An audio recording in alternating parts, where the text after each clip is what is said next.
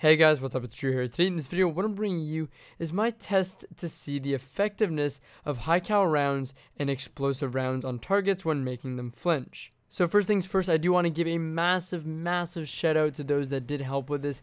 Cami Cakes, V9 Edgewalker, Useful Casual, and many others that joined us and took the time to match each other and find each other in the competitive playlist so that we could test this and many other things. So in this test, we did take some popular weapons that have high caliber rounds and tested them against other popular weapons to see the results and how they flinch. We also took some weapons with explosive rounds to see how they compare to the high caliber round counterparts. When comparing high caliber rounds to not having high caliber rounds, we took a look at the most popular Uriel's gift using and not using high caliber rounds and the difference with that. We also took a look at one of the SMGs, the Red Mamba, which has very similar perks to the Uriel's gift except on an SMG, so we switched on and off the high caliber rounds to compare them. With explosive rounds, we compared the Mida multi-tool to the Mananin SR4, both of the same archetype, one with high cal rounds, obviously the Mida, and the other one having explosive rounds, being the Mananin. Overall, my observations were pretty similar from test to test. Most weapons had a pretty similar flinch or recoil pattern when being shot, I think. Most weapons seem to have experienced two main significant crosshair bounces from the flinch or recoil, and I think this was most easily seen with scout rifles. When being shot by a scout rifle, every second shot had a more significant flinch or crosshair bounce that it produced. Automatic weapons like the auto rifles and SMGs were harder to notice these significant crosshair bounces, but I definitely think they still existed, usually still had two main peaks that were still noticeable with them. High cal rounds generally dealt a slightly higher peak crosshair flinch height, so the highest the crosshairs got to or reached when being shot, and with high cal rounds they usually reach that peak the same amount or more times than without high cals. With high cals, I noticed that it would consistently hit the peak twice or up to 3 times, maybe, and without high cal rounds it was no more than 1 to 2 times. High cals did appear to make the crosshairs climb somewhat quicker and maintain that height a little bit better, but honestly I feel like the difference was only very slightly. I did also notice though that flinch in general seemed to increase after being shot consecutively, so when you're being shot repeatedly, flinch increases, and high cals does add a bit of an added effect to this. Moving on now to explosive rounds and comparing them to high cal rounds, explosive rounds dealt nearly exactly the same amount of crosshair bounce as high cal rounds.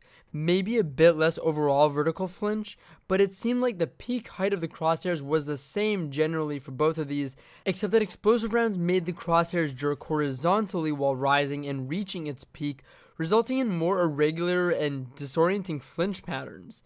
When you see it slow down the crosshairs, you can tell that it's moving horizontally left or right and then upwards. But of course, when being shot and seeing this all happen in the blink of an eye, you're not going to really notice this. What it feels like though is it would appear and feel like your crosshairs are being shifted more and you're getting hit harder. It also feels like your crosshairs are being displaced a little more, which makes it a little tougher to shoot. I also put the better devils at the end here because it actually, despite being a hand cannon, seemed to interrupt your crosshairs pretty well, and maybe due to the higher impact, and it made the crosshairs both bounce and move horizontally on and off the target. So let's talk about the verdict now, our conclusion, and my opinion on the matter. So from the observations that we've been able to make, my opinion is that high cal rounds aren't nearly as effective as people are hyping them up to me or the blame that people are putting on them. Now don't get me wrong, they are effective, they are good, you can see a small noticeable difference, and it's probably bigger when you're actually being shot at in a practical scenario.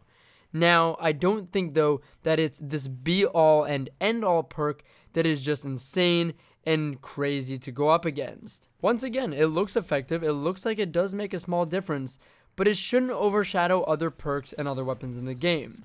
The number was an auto rifle I brought up as something potentially being better than the Uriel's gift. However, in my review, despite showing that it actually has more range than Uriel's despite the stat bar, among other things that it has to offer, a lot of people just said, well, it doesn't have high cal rounds, what's the point, Uriel's is better. And I'm here to say that as much as I think that high cal rounds do have a noticeable effect and are a great perk to have, I don't think it's the be all and end all, and I don't think it overshadows every other perk or offering in the game. I actually think though that explosive rounds are a little more viable or worthy of this title of a really crazy good perk.